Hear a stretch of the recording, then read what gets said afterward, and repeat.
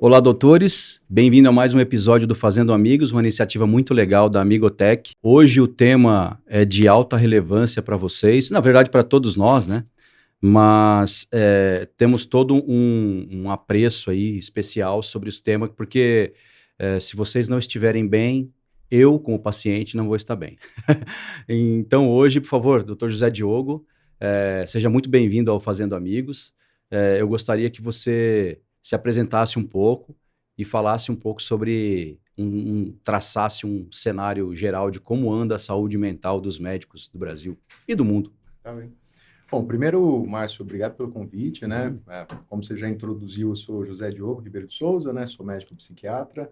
Eu tenho minha formação toda pela USP de Ribeirão Preto, né? Então, fiz residência, graduação e doutorado. Tenho uma carreira ali de pesquisa nesses últimos 10 anos com canabidiol, né? É o que eu mais pesquiso.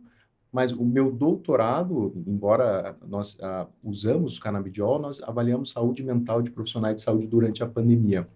E quando você fala sobre saúde mental de profissionais, né, ou seja, no ambiente ocupacional, a gente também está falando sobre burnout, né? Então, assim, de fato, um assunto muito relevante e eu acho que também é um assunto importante da gente conseguir detalhar mais, porque, principalmente depois da CID-11, a gente vai chegar nesse assunto, né? Uhum. Muita notícia saiu e muitas vezes acaba confundindo as pessoas que não têm um acesso, né, de fato, ao que é o conceito, como que funciona. Então, que bom que nós estamos aqui hoje para falar sobre esse tema. Legal, puxa, muito legal. Bacana, doutor. E então, essa pergunta que eu já quero começar com essa provocação, né? Os médicos estão cuidando, estão dando a devida atenção à sua saúde mental? Como você viu isso durante todo esse estudo? Uma ótima pergunta, assim, né? Muitas vezes a gente acaba tendo uma dificuldade, embora nós trabalhamos com saúde, de observar nossa saúde, né? Uhum. E Casa de ferreiro, espeta de pau. exatamente, né? O que a gente fala do paciente tigre, né? E os médicos normalmente são esse tipo de pacientes, assim. E quando a gente está falando de saúde mental, muitas vezes isso também acontece, porque quando nós temos uma doença física, digamos assim, você consegue ver. Então, se você torceu o tornozelo, se você quebrou um osso, você está vendo, ele está sentindo dor. Quando a gente está falando sobre saúde mental, muitas vezes o início é insidioso, né? Então você não vai notando, às vezes você começa a ficar um pouco cansado, um pouco triste, um pouco mais isolado, e quando a gente percebe o funcionamento está completamente diferente, assim. Mas muitas vezes ainda existe uma dificuldade de reconhecer, tá? Então, assim, quando a gente está falando sobre saúde mental, eu acho que pensando tanto no Brasil quanto no mundo todo, nos últimos anos nós estamos estudando bastante sobre saúde mental de profissionais de saúde, eu acho que principalmente médico. Depois da pandemia a gente começou a estudar outras profissões, e nós acabamos vendo uma heterogeneidade muito grande, assim, em termos de prevalência, né, de transtornos mentais, de problemas de saúde mental, mas também de cuidado. Puxa, eu comecei a ficar prestando atenção, assim, fui vendo e tentando imaginar os médicos tentando se avaliar, né? Você já não tem tempo para nada, né? O médico já é alguém que já não tem, está sempre, eu vejo com os meus amigos que são médicos e tal, que dificilmente eles conseguem chegar no horário e tal, tem sempre, a profissão depende de muitas variáveis, né, do paciente, de equipamentos, enfim, de uma série de coisas. Isso eu acho que pesa, eu fico pensando, por exemplo, eu não lido bem com atrasos, assim. Eu gosto de, né, e na minha profissão eu defino o planejamento, a hora que eu vou fazer, qual fase e tal, eu acho que eu não me daria bem com tantas variáveis, tem que lidar com muita coisa. Como você vê, por exemplo, os alunos de medicina entrando nesse mundo de alta pressão pelo que ele tem que fazer, né, pelo resultado ali do estudo, do que ele tem que aprender, e também versus esse mundo de variáveis que tem, né, de hospitais, de escola, de grade de aula, de horário, de trânsito, de professores, de relacionamentos interpessoais que são bem importantes, né, que eles aprendem a ter que tolerar algumas coisas, enfim. Como que é esse mundo? Eu acho que é um mundo bem diversificado, assim. Quando nós estamos pensando em alunos de medicina, eu acho que a pressão ela já vem antes de você entrar na Sim, universidade, né? é. Aham. Desde a época do vestibular, normalmente a gente começa a se preparar anos antes de fato Aham. conseguir entrar. São exceções aqueles que estudam um pouco período de tempo e acabam passando, né, Aham. diretamente. E eu acho que quando nós avaliamos dentro da universidade, assim, a faculdade em si, o curso, você tem algumas etapas diferentes, né? Então, se você estiver pensando no ensino tradicional, você tem lá a fase básica, depois você tem uma fase clínica, que tecnicamente ainda é muito teórica, e de Uhum. fato o internato. E aí o internato, eu acho que a dinâmica muda muito, assim. Primeiro que quando nós prestamos medicina de modo geral, o que nós estamos pensando é de fato atender, né? Então, assim, Aham. primeiro que existe o entusiasmo de você começar, de fato, estar ali no hospital. Só que a dinâmica, ela muda um pouco, porque você também está aprendendo, mas você está exercendo um trabalho, né? Então, Aham. você tem uma carga horária, você tem que estar lá, você tem um compromisso, você tem uma responsabilidade, e você começa a entrar em contato com tudo isso que você está me colocando, que são pontos fundamentais da nossa profissão, mas algumas vezes nós podemos olhar como alguns estressores, né? Aham. Então, quando a gente está falando sobre, de fato, atuação médica, mais uma vez, assim, o cenário é muito diversificado. Então, você tem médicos que atuam ali cargas horárias extensas, né, dentro do hospital, outros médicos que atuam em casa. Então, assim, a gente tem muita coisa. Mas se a gente pudesse falar de alguns desses estressores, de fato, assim, à medida com que a gente está atendendo o paciente, né, então a gente começa a entrar em contato com uma certa responsabilidade da vida do outro. Quando você está atendendo, de modo geral, você está atendendo uma pessoa que está passando por algum problema, né, Tá alguma doença. fragilizada, alguma coisa tá Então, errada. você acaba constantemente entrando em contato, né, assim, com o sofrimento humano e muitas vezes até com morte, né? Cargas horárias muitas vezes excessivas, né? Então, em termos de plantão, principalmente, assim, algumas especialidades, a gente acaba tendo, né, assim, muito trabalho, assim. Então, esses são alguns tipos, né, de estressores, mas a gente pode citar, por exemplo, assim, muitas vezes uma dinâmica de uma superlotação, né? Sim. Então, você acaba tendo dificuldade com fluxo de atendimento, assim, tudo isso a gente vai colocando como estressor. E quando a gente pensa sobre estressor, assim, é importante a gente colocar, né? Então, assim, como nós pensávamos anteriormente, né, na cardiologia, e claro que tem diversas variáveis que contribuem para o risco cardiovascular, mas uma que a gente sabe hoje é estresse. O estresse também ele contribui muito para a saúde mental, né? Então, assim, de fato, todos os dias a gente passa por algum tipo de estresse, eventualmente estresse pontual, um estresse muito intenso, né? Mas eventualmente um estresse crônico. E esse estresse crônico, muitas vezes, independente da intensidade dele, acaba contribuindo para a gente desenvolver algum problema de saúde mental ou eventualmente piorar algum problema já pré-existente, né? Puxa, é verdade. Porque aí desanda de vez, né? Porque todo esse estresse, toda essa, puxa vida, todas essas Né? variáveis, enfim, não estar no controle, não sei se é uma ilusão, né? A gente está no controle de alguma coisa, mas eu não sei, eu tenho minhas dúvidas se às vezes eu estou no controle mesmo no que eu estou fazendo, enfim, mas é complicado. E como é que foi? Me fala um pouco sobre o comportamento dos médicos na pandemia em relação a isso, que eu acho que é bem interessante a gente falar. Em relação ao trabalho, Isso, exato. mais uma vez, eu acho que são, né, a gente precisa colocar esses contextos diferentes, Sim, assim, sim. porque muitas vezes alguns tipos de atendimentos ambulatoriais teve fases da pandemia que ambulatórios ficaram fechados, né, então a gente fazia atendimento de urgência, a gente dava uma prioridade para algum tipo de atendimento, e claro que, essencialmente, né, atendimento a paciente com alguma síndrome respiratória, que no momento era COVID, assim, né. Então, o que houve, esses estressores que eu estou falando para você, de uma certa forma, eles se intensificaram, né? Sim. Então, quando a gente está falando sobre, veja, plantões, e aí vamos pensar aqui no contexto de UTI, né? Então, normalmente os colegas, eles acabam fazendo pelo menos ali 24 horas, né? Assim, eles acabam dando uma estendida. O que aconteceu durante a pandemia? Assim, eu acho que a primeira coisa é que muitos colegas que não atuavam mais dentro de hospital, né, fazendo plantão, eles tiveram Sim, que voltaram. voltar para o hospital por conta, né, de complementar a renda, porque mudou muito a dinâmica em si. Uma outra coisa que a gente fica pensando é que isso que eu fui falando para você sobre superlotação, fluxo, a responsabilidade, tudo isso foi se intensificando. Então, se você se recorda, antes da pandemia chegar aqui, né, com uma força mais intensa, a China, Itália, principalmente, assim, eles estavam passando por alguns problemas, que aqui no Brasil a gente também passou, de que muitas vezes o colega, ele tinha apenas um ventilador e tinha 2 pacientes precisando do Sim, tubo. E verdade. ele tinha que tomar essa decisão difícil, né, de Pois qual é. paciente eu escolho. Outras situações também é que muitas vezes os colegas que iam atender, né, chegar no plantão, se infectavam, e aí precisavam ficar afastados. Aí aquele colega que às vezes já estava 24 horas, estava pensando em voltar para casa, teve que ficar mais um tempo. E assim, foi muito comum, principalmente, né, o pessoal mais jovem, assim, que morava com os pais, né, que é o que a gente coloca como população de risco, né, eventualmente doença crônica, idoso, eles acabaram se mudando, se isolando, assim. Então, a dinâmica pessoal, né, social, econômica, ela mudou muito, mas profissional, pensando nessa população, mudou demais.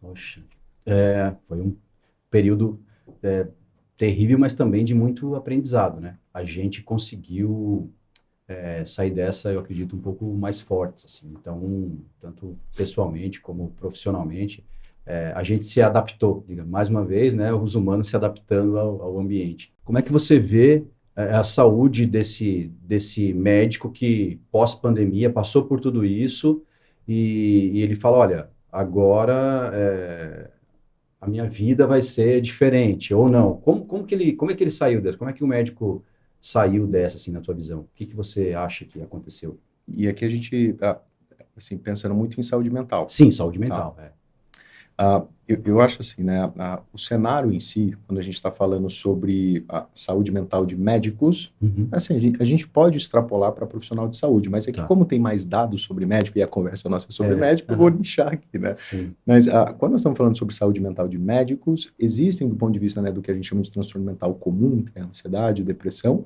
uma prevalência maior comparado com a população geral. Por quê? Porque são ambientes mais estressantes, que é aquilo que eu estava falando para você. Sim. Quando a pandemia surge, o que que acontece, assim? Se a gente fizer uma analogia muito simples, assim, né, é como se a gente pensasse que o excesso do passado é a depressão, então eu volto lá atrás, eu me culpo, eu me sinto mal. O excesso do futuro é a ansiedade, então eu olho lá para frente, eu me preocupo e eu também fico cansado. Só que o excesso do presente é o estresse, né? Olha que Então, interessante. como a dinâmica mudou muito no presente e a gente também estava num momento de incerteza, né? Você se recorda, assim, a gente não sabia como que seria o dia de amanhã, muito menos como seria daqui 2 anos, assim. Sim. Então, num primeiro momento, nós imaginamos que iria acontecer o que a gente, do ponto de vista técnico, né? Um aumento do estresse, aí o transtorno de estresse agudo, e num segundo momento, o que a gente chama de transtorno de estresse pós-traumático. Fazendo um acompanhamento, né, em outros lugares no mundo, a gente começou a perceber que não necessariamente isso estava acontecendo. Mas, de fato, o burnout em si, que é o que a gente vai falar, isso sim começou a aumentar, que já era alto. Né? Assim, Sim, se você coloca uma média, a gente está falando mais ou menos a cada 2 médicos, um tem ali o que a gente considera como burnout. Assim. Mas como eu falei para você no início, existe uma heterogeneidade muito grande, assim. Então, dependendo do estudo, do país, do tipo de especialidade, a gente tem uma variação de 0% até 80% de prevalência de burnout. Entende? Então, o que aconteceu é que, de fato, ficou muito estressante, e aí houve, sim, um prejuízo da saúde mental desses indivíduos. Mas cabe aqui a gente falar, né, que mesmo embora exista um aumento, né, uma proporção maior de depressão, ansiedade e burnout nessa população, dados pré-pandemia e dados durante a pandemia não mostraram uma mudança significativamente do ponto de vista estatístico assim relacionada à prevalência. Então, se manteve. Claro que existem alguns estudos que você acaba vendo, né, um aumento e outros não necessariamente. Então, quando você faz as suas revisões, meta-análise, a gente acaba vendo que houve uma pouca mudança. Agora, dessa pergunta que você estava me fazendo, assim, da mesma forma como a gente estava falando lá no início, né, de que esses transtornos mentais eles começam de uma forma insidiosa, assim, eu acho que à medida com que a pandemia ela foi tomando uma proporção ali que talvez, né, a gente começou a achar que as coisas estavam controladas, esse estresse ele começa a reduzir, o fluxo começa a reduzir, então as pessoas começam a voltar, né, eventualmente o que faziam antes. Claro que a dinâmica nunca vai ser igual, né, é diferente, assim, mas eu concordo com você que, do ponto de vista, mesmo se a gente falar que não houve uma mudança significativa, né, em termos de prevalência antes e durante a pandemia, que muitas pessoas passaram ali por situações que deixam, sim, marcas, né? Puxa, bom, a gente ouvia todo dia, né? Todo dia, enfim, a gente ouvia algo diferente.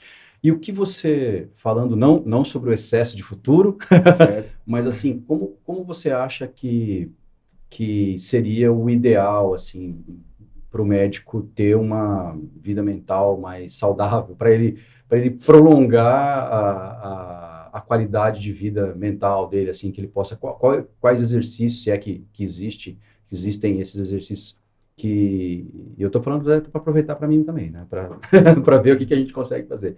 Mas que tipo de ação, comportamento, enfim, como você vê Legal. esse aspecto? Eu acho que o primeiro ponto é conscientização. Então, é levar conhecimento. Então, Tá vendo, hein, doutores? Conscientização, não adianta. Todo mundo tem um grauzinho ali de ansiedade. como eu falei, assim, né, quando a gente está pensando na população médica que atua com saúde, muitas vezes existem, dentro ali da classe médica, alguns preconceitos, né? E a gente vai falar daqui a pouco sobre burnout e depressão, e muitas vezes, embora, né, o burnout a gente esteja conseguindo diminuir o estigma, a depressão, de uma certa forma, o estigma ainda existe. Então, muitos médicos começam a ficar deprimidos e acham que aquilo é um sinal de fraqueza, né? Então, existe uma dificuldade muito grande nesse sentido e a forma da gente mudar isso é conhecimento, né? Você conseguir conscientizar. Agora, do ponto de vista de saúde mental, a gente tem alguns pilares ali que eles são fundamentais para, né, tudo, assim, que é rotina, atividade física, né, assim, redução ou evitar esses hábitos que possam ser prejudiciais à saúde, eventualmente esses hábitos que podem piorar o estresse, cigarro, bebida alcoólica, né, uso de café, muitas vezes café em excesso, né, e se possível, mais uma vez, eu acho que depende muito da dinâmica de cada pessoa, né, às vezes o colega atende só remoto, e aí, tô trabalhando de casa, tá tudo bem. Só que eu fico online muito mais tempo, eu acabo trabalhando mais tempo, né? Então, a gente precisa entender que precisam existir momentos ali de descanso, de pausas, não só durante o dia, mas durante a semana, para você se perceber, ver como que você está, porque é dessa forma que a gente vai conseguindo, de fato, deixar a nossa saúde mental mais equilibrada, né? E uma coisa, assim, que a gente coloca com uma certa frequência, não é para todo mundo, mas com certeza ajuda, né, muita gente, é a psicoterapia. Porque aí você tira ali um momento semanal, né, para você entrar em contato com emoções, com coisas que estão acontecendo, que você vai elaborando. Sim. Né? Eu já estou imaginando, você estava falando aí, imaginando alguns médicos amigos meus dizendo, eu não tenho tempo para isso, eu não tenho tempo. E aí eu me lembro de dizer, você vai esperar ter o tempo da pior forma possível, que é ter algum problema mais sério, né, mais grave, aí você vai conseguir ter tempo, né? Que é normalmente o que acontece. É o que acontece. Porque assim, nós enquanto psiquiatra, o que acontece, né? Nós recebemos o paciente quando ele já está com um problema. E normalmente o problema está mais intenso, assim, né? Dificilmente quando o problema está mais leve, vamos pensar aqui em ansiedade e depressão, muitas vezes não chega para a gente. Só que essa conscientização, né, o que a gente fala de prevenção, de modo geral, é eventualmente você passar nessa consulta ou em terapia antes mesmo do problema começar. Porque antes dele começar, você já começa a ter alguns sinais, né? Existe uma mudança ali na sua forma de funcionar. Que bacana. Doutores, segue a dica, hein? Tenham tempo, tirem um tempo para vocês. O tempo de você... Eu acho que o tempo é a principal moeda de troca do médico para o mercado. E se ele não tiver o tempo, se ele não fizer uma gestão de tempo muito boa, ele não vai ter o tempo para ele poder se autoconhecer, pensar no que está acontecendo com ele, refletir e ver que tipo de fraquezas estão começando a ver alguns indícios, né? Enfim, eu acho que isso é bem importante. Faz muito sentido, né? Porque o médico, de modo geral, ele pensa em horas, né? Em horas, exato. Ele pensa em trabalho em horas, né? O que ele vai fazer em Inicialmente em plantão, né? Aquele carro ali, tantos plantões, o apartamento, tantos plantões, depois muda para o consultório. E aí, muitas vezes, a gente vai priorizando esse trabalho e a gente vai se esquecendo, né? Então, assim, muitas vezes funciona. Por um tempo, tem pessoas que conseguem funcionar assim, mas nem sempre, né? Então, a gente precisa reservar esse espaço individual para se cuidar. Que bacana. Poxa, muito legal. Bom, vamos mudar um pouco o tópico, então, para esse um pouco que é mais delicado. Olha o preconceito. Eu mesmo já estou achando mais delicado. Que é sobre a depressão, né, em relação aos médicos. Há essa dificuldade, né, de tipo... É alguém que foi treinado tecnicamente, tem toda a capacidade de salvar, de curar, de ajudar as pessoas na qualidade de vida, mas às vezes começa a protelar, né? A não querer ver muito o que está acontecendo com si mesmo. Sim, de fato isso acontece. E com uma certa frequência, assim, porque Normalmente, nós, enquanto médicos, essa responsabilidade do cuidado, a gente sempre está olhando para o outro. Uhum. E, assim, não é infrequente a gente acabar não se observando, né? E aí, com relação ao estresse do trabalho, estresse do dia a dia, às vezes eu vou ficando exausto e eu tô achando que isso é uma variação da normalidade. Mas nem sempre, né? Porque quando as coisas começam a ficar mantidas e eu tenho um prejuízo, é hora de cuidar. E muitas vezes, quem está próximo começa a pontuar, meu, você está diferente, o que está acontecendo? E aí tem uma resistência. Não, tá tudo bem, eu acho que eu só estou cansado. Então, quanto mais tempo a gente prolonga, né, assim, eventualmente pior o quadro vai ficando. Sim, Tá? sim, entendi. E isso acontece mais em homens ou mulheres?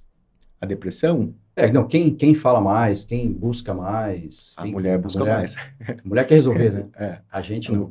O homem, assim, de modo geral, ele tem uma característica de quando ele está mal, ele se fecha, né? Então, ele tem dificuldade de falar, assim. Então, é um pouco mais difícil de acessar. Saúde mental de homem e de mulher são muito diferentes e a gente precisa saber dessas nuances, assim, né? Então, claro que se a gente for pensar, né, em ansiedade, depressão, burnout, assim, existem diferenças relacionadas a sexo, né? E burnout, especificamente, talvez menos, tá? Uhum. Então, assim, embora apareça um pouco mais em mulher, e aí a gente tem algumas variáveis, né, sociodemográficas, traços de personalidade que nós fazemos correlações e tem dados na literatura, como, por exemplo, o traço de personalidade, né? Existe um traço lá que chama neuroticismo. O neuroticismo é a característica de você dar mais valor às emoções negativas, então tristeza, raiva, né? E, na média, a mulher acaba pontuando mais para neuroticismo. Então, a gente observa que, do ponto de vista do burnout, assim, a gente acaba tendo, né, uma prevalência maior, né, de pontuação do que a gente chama de exaustão emocional para o sexo feminino, perdão, e o sexo masculino do que a gente chama de despersonalização, que é um afastamento mental do trabalho, tá? Então, aqui, embora exista alguns estudos que existe uma prevalência maior de mulher, assim, às vezes não muda tanto. Mas ansiedade, por exemplo, é quase o dobro, né? Então, a gente está falando de 2 mulheres para um homem. Aham. Caramba, é bastante coisa mesmo, Uhum. bastante diferente. Sim. Bom, e aí, trazendo um pouco também, como a gente tem muitos médicos jovens, iniciantes na carreira e tal, em relação ainda sobre a depressão e tal, para que a gente pegue no começo, como você estava dizendo, né, antes que a coisa engrosse e tal, que tipo de atenção esses médicos jovens, ou até os alunos de medicina que estão se formando, assim, que são parte da nossa audiência, que eles deveriam começar a prestar atenção ou já se educarem para poder ter uma qualidade de vida melhor? Legal.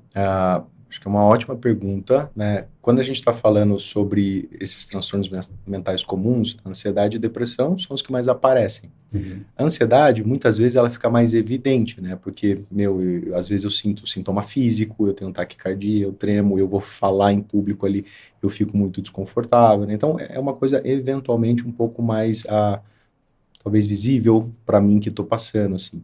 Agora, a depressão, como eu disse para você, ela funciona de um jeito diferente. Quando eu avalio variáveis, né, relacionadas a esses transtornos mentais, quando a gente fala de burnout, mas quando a gente fala sobre depressão, uma variável muito presente é o estresse do ambiente do trabalho, né? Então, existe um dado dos Estados Unidos que, antes do colega entrar na residência, foram feitas avaliações de saúde mental, e a depressão, existe uma equivalência, né, com a população geral. Logo depois de entrar na residência, assim, né, pelo formato em si, quintuplicou a prevalência de depressão. Então, o estresse em si, dentro do ambiente de trabalho, ele pode sim resultar numa piora do humor. Agora, quando a gente está falando sobre depressão, né, então, assim, eu sempre falo, né, que existe lá o DSM, né, que é o Manual de Diagnóstico da Sociedade Americana de Psiquiatria, que tem todos os diagnósticos da psiquiatria, e tem a CID-11, né, que a gente vai falar do burnout. E ali, quando se juntou para você tirar os critérios, né, de depressão, na verdade eles viram que depressão se manifestava de jeito diferente em pessoas diferentes. Então, tinha um indivíduo que sentia muito triste, tinha outro cara que não tinha tristeza, mas ele não tinha prazer em fazer as coisas. Tinha um cara que dormia muito, outro que tinha insônia. Um que comia muito, outro que não comia. Então, se chama, né, transtorno depressivo maior. Por quê? Porque engloba uma série de sintomas. Mas tem ali o que a gente chama de critério A, e aí depois do critério A a gente começa a pesquisar os outros sintomas. O critério A para nós, né? Então, são pelo menos 2 semanas de um humor entristecido, na maior parte do dia, quase todos os dias, ou essa diminuição ou ausência de prazer. Então, assim, gosto muito de jogar bola. Eu não estou muito afim, eu estou começando a ficar em casa. Depois disso, se eu tenho um ou outro, eu começo a observar o funcionamento. E aí, como que é o funcionamento? Muitas vezes irritabilidade ou cansaço, muitas vezes uma mudança no padrão alimentar, uma mudança no padrão de sono, autoestima, um sentimento de menos-valia e muitas vezes pensamento de morte, pensamento suicida, né? Então, assim, quando a gente está pensando sobre essa conscientização, o que a gente precisa observar é entender que, primeiro, nós somos, né, grupo de risco. Ou seja, né, o fato da gente estar atuando na medicina, da gente eventualmente trabalhar em lugares muito estressantes como hospitais, enfim, isso já vai me colocar mais estresse. Então, eu preciso cuidar mais da minha saúde mental. E assim, como que a gente cuida? Eu gosto muito da ideia da prevenção. Então, eu estou fazendo psicoterapia, estou fazendo atividade física, eventualmente eu estou passando no médico, mas nós sabemos que nem sempre nós temos tempo, né? Então, assim, eu acho que a ideia é ir observando o funcionamento. Se começa a ter ali uma mudança num padrão, assim, eu acho que sempre é importante a gente ter uma avaliação externa, tá? Legal. E muitas vezes também, Márcio, a gente pode usar ferramentas digitais, né? Então, por exemplo, a Apple, desde a atualização do iOS 17, de outubro do ano passado, tem lá no aplicativo Saúde, que é um aplicativo nativo, né? Você tem o bem-estar mental. E ali tem 2 escalas, uma de risco de ansiedade e uma risco de depressão. Eu uso bastante no consultório. Funciona? Bom? Funciona. São 2 escalas assim. Confesso que no meu ele tá lá. Eu nunca mexi com ele. Não, depois dá uma explorada, Sim. assim. Mas são 2 escalas muito bem validadas da OMS, que são escalas rápidas, né? Então, a de ansiedade é H de 7, são 7 questões, e a de depressão é a PHQ-9 com 9 questões. De tempo em tempo, a gente vai fazendo essa avaliação. Ele vai te colocando num gráfico, que é o que a gente chama de medicina digital, né? E a psiquiatria digital está começando agora. Psiquiatria digital, o N é de 1, ou seja, a comparação é você com você mesmo, né? Então, essas são algumas medidas, eventualmente, para sinalizar como que eu estou me sentindo, assim. E eu acho que, como é um acesso fácil, a gente precisa usar mais. Legal. Puxa, bem bacana. E me diz uma coisa, em relação a... Você tem alguma informação sobre as especialidades, onde tem mais incidência de depressão no Brasil? Como de depressão ou de burnout? De depressão ainda. De depressão. A depressão. Como está isso? Você tem uma... Tenho. Existem alguns estudos, tá? Então, assim, tem alguns estudos um pouco mais antigos, assim, de revisão. Normalmente, vai muito ao encontro do que a gente observa em cenários internacionais, que são especialidades, principalmente ali, que estão dentro do hospital. Então, principalmente UTI, semi-intensiva, eu sei que ortopedia, eventualmente ali alguma especialidade cirúrgica, e clínica médica também aparece como apresentando mais a prevalência de sintomas depressivos ou depressão, né, e burnout. Eu sempre imaginei que fosse, tipo, oncologia fosse a primeira coisa, que o cara, né, quando é uma especialidade, eu como leigo, né, eu como paciente, uma visão de fora. É uma especialidade que a gente agradece todo dia que exista também, né? Mas que estar ali com as pessoas... Eu já tenho amigos oncologistas e tal, já pude ficar na recepção, aguardando para algum tipo de conversa, enfim. E vendo aquele ambiente que precisa ser trabalhado para não ficar muito carregado. Porque as pessoas que estão ali, elas definitivamente não queriam estar ali, né? Com certeza. Então, eu achei que fosse enfim... Que tem, assim, se a gente tem alguns dados internacionais que mostram-se também essa especialidade como uma das que acabam tendo ali uma predominância de sintomas depressivos e burnout, assim. Agora, de cabeça, assim, lembrando desse estudo, assim, eu lembro mais que são essas especialidades que eu comentei com você. Não, tranquilo. E, bom, então agora vamos falar do assunto da vez que eu vejo na minha rede social. Eu fico muito no LinkedIn, né? Eu estou ativo direto no LinkedIn, converso lá e vejo os temas. E o burnout médico está muito em voga. É impressionante como tem se falado, né? Dos médicos.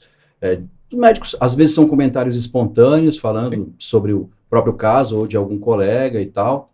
E, assim, já é ok falar sobre burnout médico? Ou existe algum tabu muito sério ainda em relação a isso? Ótima pergunta também, assim, eu acho que o tabu, ele existe. Existe, né? Eu acho que existe, E muito por conta também do próprio construto do burnout, né? Então, assim, que de uma certa forma é um construto um pouco frágil, que a gente vai discutir assim. Ah, mas muitas vezes, aquilo que a gente estava comentando antes, né, com o aumento sobre as notícias, a Muita informação, um comunicação, o excesso de conhecimento do informação. burnout, a gente está conseguindo reduzir o estigma. Só que, como eu falei para você, na hora que eu começo a falar sobre o burnout, e aí, principalmente depois da CID-11, né, que aí a gente coloca como um fenômeno ocupacional, muitas vezes a gente acaba vendo ali notícias, né, conhecimento, dizendo que aquilo é culpa do sistema do trabalho. E aí o indivíduo, ele não se olha, entende? E o que que acontece?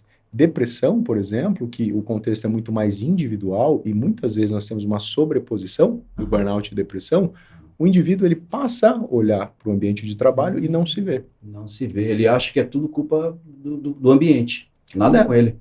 Mas qual que é a implicação disso, assim? Porque se eu estou deprimido, nós temos intervenções ali muito bem pré-estabelecidas. Não só os antidepressivos, né? Mas nós temos psicoterapia, essas rotinas que eu falei para você. Eu preciso ter essas intervenções se eu estou com um quadro desse. Tem um artigo no New England Journal do Siri Sen, que é um professor de Michigan.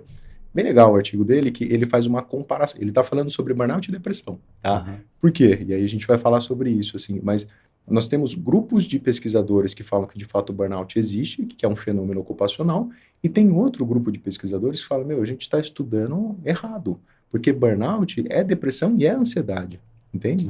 E aí ele faz ali uma letra ali de perspectiva, e ele faz uma comparação com o indivíduo que ele acaba desenvolvendo câncer de pulmão pela intoxicação de amianto, né? Então, para a gente fica muito claro que a gente precisa tirar esse componente ali do ambiente de trabalho, mas, meu, a gente também precisa tratar o cara. Sim, Ele exato. precisa receber tratamento. Então, quando eu começo a falar do burnout, e a gente sabe disso em literatura, se eu tenho uma tendência, né, a observar o burnout e não falar sobre a depressão, o colega médico, e isso é na população médica, o colega médico, ele acaba não procurando ajuda individual, que pode ser um problema, né? Entendi. Puxa vida, ele meio que é uma maneira de esconder o negócio, né? Tipo, vamos... Não, de negar, né? Eu acho que é tipo uma negação de que ele precisa ter um tratamento individual. Enfim. E em relação à parte de... Eu vejo também que eu acompanho muitos alunos de medicina, que estão, né, que estão começando uma carreira, e a gente vai falando de empreendedorismo, que é um assunto que eles desconhecem, e onde eu navego bem, e surgem muito receio de falar, olha, até onde eu devo ir, tipo, eu devo acelerar quanto agora e não ter uma saúde mental prejudicada, sabe? Eu falo, olha, eu não sou a melhor pessoa para responder isso, mas eu sei que você vai ter que se dedicar bastante, porque tem um aspecto técnico da carreira, toda essa carga de conhecimento que vocês têm que ter para se formar e tal, e depois ainda tem um afunilamento da residência ainda para entrar e sair, depois ainda tem a terceira onda de problemas, que é o mercado, que você tem que entender como se posicionar, como você vai ganhar dinheiro e tal, enfim. E os alunos de medicina, devido à quantidade de informação que temos disponível atualmente, né, em relação a isso, eles já olham assim a tempestade se formando e já antecipam já essa condição, né, esse problema. Como que eles vão lidar com como que eles lidam? Qual a tua opinião a respeito sobre isso? Eu acho que não tem uma receita de bolo, né, muito de pessoa para pessoa e momento de vida, assim, eu acho que de perspectiva, mas a ideia é sempre conseguir o que a gente chama da work-life balance, né? Então, assim, independente se eu ainda não comecei a trabalhar, se eu estou ali na faculdade, né? E eu estou estudando, eu tenho provas, mas, poxa, eu tenho lá atlética, eu tenho né, minha atividade física, eu tenho meu time, eu estou em contato com a minha família, eu pratico uma espiritualidade, eu tenho uma religião. Tudo isso contribui para ajudar. Então, quando eu falo dessa balança, isso daqui é muito importante, porque, assim, essa pergunta que você me fez, né? O tanto que eu acelero e, eventualmente, prejudica a minha saúde. Aqui é muito difícil fazer essa equação, tá? Mas, de fato, né, Márcio, assim, muitas vezes a gente tem que acelerar mesmo. Né? Não tem uma Tem que acelerar. É o momento de acelerar. Eu acho que se você entender que é um momento de acelerar e é só uma fase, falou, ó, tá ruim, tá estressante, tá, mas daqui a pouco vai passar, né? Então, pode acontecer. Minha cabeça funciona assim. Ó, tem um deserto para atravessar, então vamos atravessar. Mas a gente vai chegar do outro lado. Pode acontecer. É que nem aquela frase do Marco Aurélio, né? O obstáculo é o caminho. Então, assim, para você continuar seguindo, você vai ter os seus desafios, né? Mas como é muito de pessoa para pessoa, muitas vezes a mesma situação ali, aquele momento, eu posso lidar com o estresse de uma maneira eventualmente ok para mim e outra pessoa não. Né? Já acabar o mundo ali, né? E aí começar a sentir o que fazer. Você estava me falando um pouco sobre, né, esse acesso do conhecimento, eu acho que principalmente mídias sociais, que hoje é um problema. E quando a gente fala disso, a gente tem que falar da geração que está na universidade, que é uma geração, né, diferente da nossa, assim. E tem um acesso a smartphone, a mídias sociais. A gente sabe que tem já uma geração que é nativa digital, ou seja, já nasceu no smartphone, já nasceu na internet, né? E qual que é a questão? Muitas vezes, o que eu vou acessando ali dentro pode me trazer alguns confundidores. Não é incomum, né, quando a gente passa na matéria de psiquiatria, assim, na faculdade, assim, o professor ele vai falando sobre um diagnóstico, eu tenho isso aqui. O professor fala do outro diagnóstico, caramba, eu também tenho, né? Então você vai se identificando. E isso acontece muito nas redes sociais. Tem um estudo que avalia diagnóstico de TDAH em vídeos do TikTok, porque tem vários vídeos que fazem teste, não sei o quê. Se eu não me engano, né, são, sei lá, 70 vídeos que eles avaliam e quase nenhum você de fato consegue confiar. O que eu estou querendo dizer para você? A gente está falando sobre conscientização, conhecimento, mas também precisa dar uma regulada nesse sentido. Por quê? Porque se eu tenho ausência de conhecimento, não é legal. Mas dependendo da forma como esse conhecimento é me passado, isso aqui pode me prejudicar, né? E aí, esse prejuízo eu vou para onde, assim? Ou eu acho que eu não tenho nenhum problema, ou eu acho que eu tenho muito problema e eu preciso do remédio logo. E nem sempre é assim, nem sempre é assim, né? Provavelmente não vai ser assim, porque a qualidade desse conteúdo, enfim, não agrega muito. É uma bandeira minha também, eu sempre falei para os médicos, falem mais sobre o conhecimento de vocês, sobre a especialidade de vocês, escrevam, publiquem. A melhor maneira de combater a fake news é com a true news, você falar com... Você só vai combater a fake news com um conteúdo bom, de qualidade. E em saúde, quem pode fazer isso é o médico. Ninguém mais vai conseguir falar a respeito. Eu acho muito legal essa ideia também, né, de os colegas que já estão passando por algum momento, eles falam, estou na residência, estou fazendo a residência de cirurgia, estou fazendo a residência de pediatria, e começa a compartilhar, porque quem está pensando em fazer, começa a ter uma ideia do que é. Porque muitas vezes, o que acontece? A gente começa a idealizar alguma coisa, né? E quando eu chego lá, se não representa aquilo que eu pensei, eu me frustro. Algumas pessoas lidam bem com a frustração, outras não, né? E aí o que acontece? Eu começo a ter problemas. Então, eu gosto dessa ideia de começar a me antecipar. Então, assim, antes de entrar na faculdade de medicina, o que é medicina? Qual que é o mercado hoje? É o mesmo mercado de 20, 30 anos atrás? Não é.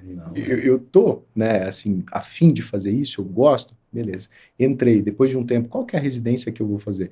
E aí a gente vai pesquisando. Eu acho que isso acaba ajudando bastante. Sim, sensacional esse teu apontamento aí, que eu me lembro de ter, há alguns anos, conversado com um médico.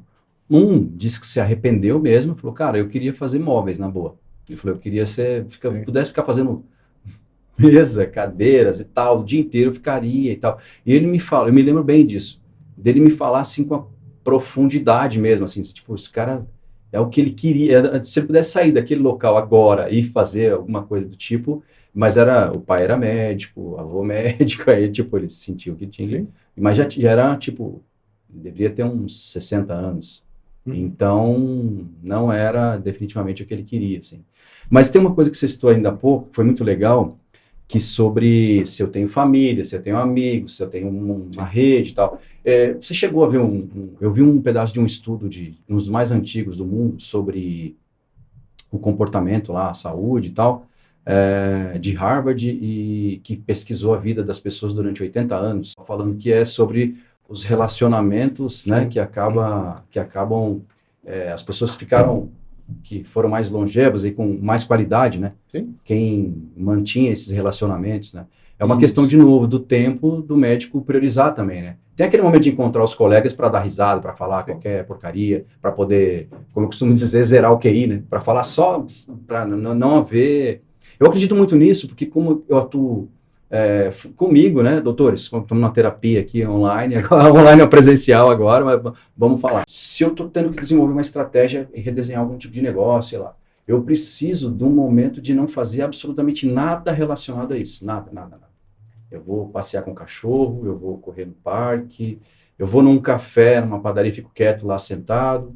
Geralmente sai alguma coisa desse momento, assim, vem um insight de alguma, aí eu volto e retomo minha atividade. O médico não tem esse luxo, né?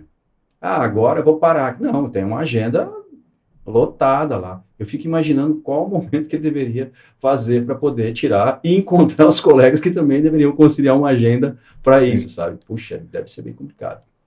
Eu concordo com você. O tempo, muitas vezes, ele é pequeno. Só que é aquilo que eu estou te falando sobre priorizar. Tá? Eu acho que sempre que é possível, a gente prioriza. E eu nem estou falando aqui para tirar 4 dias de folga na semana. Sim, claro. Mas a gente precisa conseguir se organizar para se perceber. Né? Sim. Então, eu acho que nesse sentido, assim, quando a gente está falando sobre esses momentos, que eu também funciono assim, né? Eu preciso sair, eu vou para o parque, e aí as coisas vão se ajeitando, assim. Mas é como se você imagina, e aqui eu acho que não são só os médicos, a população geral, assim, principalmente o pessoal mais jovem. Poxa, chega em casa, cara, não tenho tempo de fazer comida, não tenho tempo de lavar a louça, minha casa tá... Aí você vai, e a gente atende bastante jovem, né, no consultório, assim, e aí a gente sempre vê, deixa eu ver o tempo de tela, né, que você tá tendo. Aí você vai ver, tem 3 horas de mídias sociais, e fala, veja... Assim, não é que você não tem tempo, mas você está aproveitando ele de outro jeito. Então você não foi errado. A gente precisa se organizar nesse sentido. E aí eu acho que também as mídias sociais é um dos indicadores, assim, porque é muito frequente, à medida com que eu estou ficando mais deprimido, ou eventualmente em burnout, ou até mesmo ansioso, assim, eu deixo de fazer as coisas que eu gostava de fazer e eu começo aqui scrolling. E aí isso aumenta. E eu começo a ficar mal com isso. Tá? Então, esse é um dos indicativos também. Eu acho que quando você fez aquela pergunta, né, de como que a gente avalia como as coisas estão indo bem, esse daí eu acho que a gente tem que ficar atento. E o brasileiro é uma das maiores audiências de internet do mundo. Rede social, isso eu não sabia. Acho que é segundo ou terceiro. Nunca saiu ali até a terceira posição. Eu sei que é o primeiro de memes. Pois é, de memes. Então, o consumidor de memes fica em segundo ou terceiro no mundo. Assim. A gente fica muito em rede social, a gente é um ótimo público de internet. Assim. Aí acaba acontecendo esse tipo de coisa, né? Potencializando essas coisas ruins. Sim. Bom, doutor, olha, é uma pena aqui a nossa conversa, minha sessão de terapia aqui via Fazendo Amigos, mas eu acho que cabe um segundo episódio, hein? Acho que a gente poderia falar mais a respeito sobre alguns temas. Eu queria que, se você pudesse fazer suas considerações finais, falar com seus colegas sobre alguns pontos que você acha importante, enfim, falando para os seus colegas aí suas considerações finais. Super. Eu acho assim, quando a gente está pensando sobre saúde mental, né, dentro ali do contexto ocupacional, a gente precisa entender que tem o burnout, mas também tem depressão, tem ansiedade. Né? Acho que essa é uma questão. Agora, lembra que eu estava falando para você, né, que na CID-11 as coisas mudaram um pouco? Sim. Então, falando um pouco sobre burnout, assim, que eu acabei não entrando muito em detalhes, claro. Mas qual que é o conceito do burnout hoje? Assim? Então, o burnout para nós é um fenômeno ocupacional. Ele é uma síndrome, mas é um fenômeno ocupacional. Não é uma doença, não é um transtorno. É um fenômeno, é uma síndrome resultante de um estresse crônico no trabalho que não foi muito bem gerenciado. E contempla 3 dimensões. Uma é uma exaustão de energia, uma exaustão emocional. Uma outra é a despersonalização, que é o que a gente fala, né, do distanciamento mental do trabalho. E, por fim, a redução da eficácia profissional, que é aquilo que eu fico muito desrealizado do que eu estou fazendo, da minha vida, do meu trabalho. Qual que é a questão? Né? Então, quando a gente começa a observar isso, e veja, lembra que eu falei para você lá no começo sobre o construto do burnout? Sim. Para você ter uma ideia, ter uma revisão, porque veja, o burnout, ele surge em si, o conceito, nos anos 70, que é o que a gente chama lá das pesquisas pioneiras, e a partir dos anos 80 é o que a gente começa, de fato, ali nas pesquisas empíricas. Então, o conceito em si do burnout, ele vai ficar mais estruturado no final dos anos 90. Até aqui, uma série de estudos saem relacionados a burnout e trabalho, e aí existe uma revisão de alguns anos atrás que eles avaliam 182 estudos, e desses 182 estudos, 142 descrições diferentes de burnout. Caramba! É muito diferente, né? Muito diferente. Então, quando a gente pensa lá na CID-10, lá em 2010, O burnout ele já estava lá, só que era uma coisa um pouco mais genérica, assim. Aham. Aqui na CID-11, ele entra como fenômeno ocupacional, ou seja, ele é restrito pro trabalho, tá? Ah, tá. Mas qual que é a questão, né? Então, a gente tem falado muito sobre o burnout e, como eu estava comentando com você, muitas vezes quando eu falo sobre essa exaustão, eu fico pensando muito no ambiente de trabalho, que, a gente precisa pensar, Sim. com certeza, Aham. porque é dali que começou a aparecer tudo isso. Mas eu não posso deixar de me perceber, né? Aham. Então, quando a gente está pensando nessas 3 dimensões, essa de exaustão emocional, para você ter uma ideia, ela se correlaciona mais com sintomas depressivos do que com as outras dimensões do burnout. Então, o que que acontece? É essa sobreposição.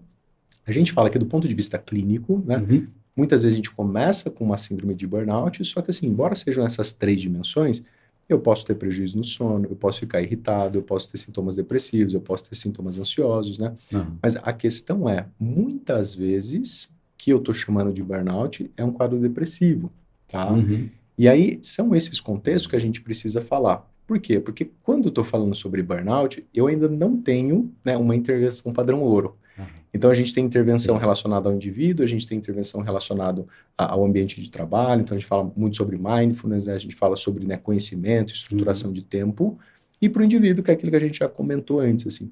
Mas nada de padrão ouro, como, por exemplo, na depressão, que tem a TCC, que tem um antidepressivo, né? Uhum.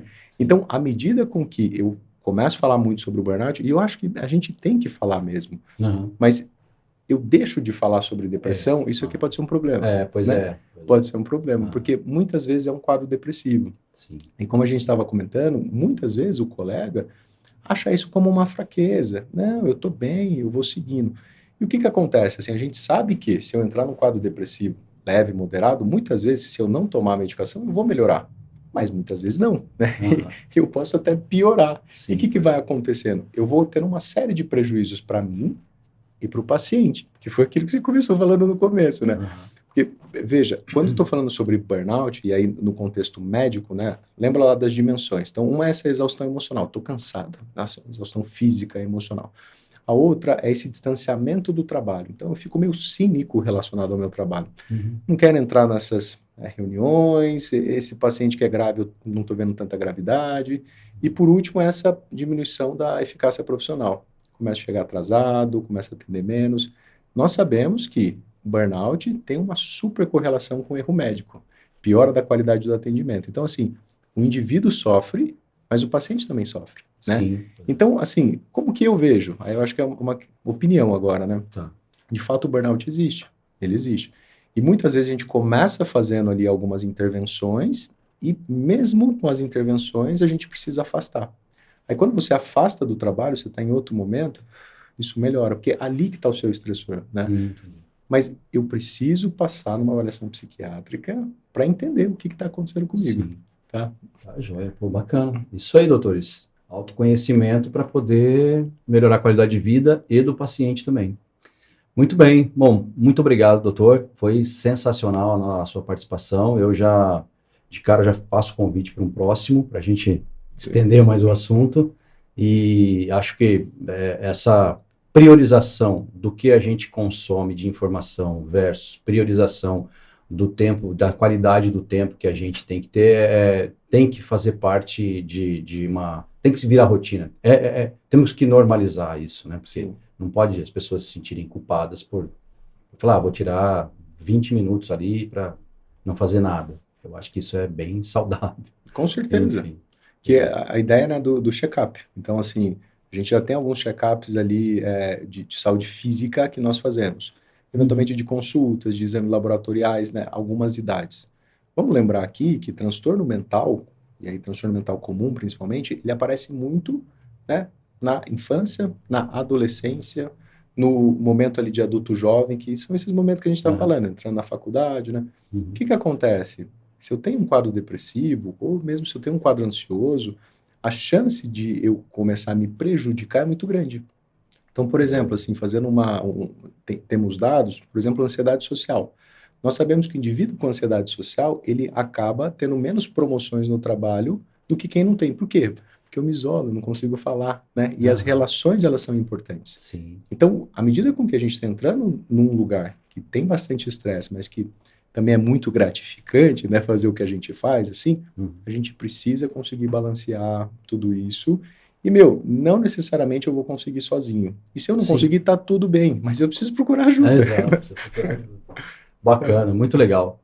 Bom, doutores, tá dado o recado. Se precisar, procure ajuda, tá ok. Falado por um colega de vocês. Muito obrigado novamente e até a próxima. Muito obrigado.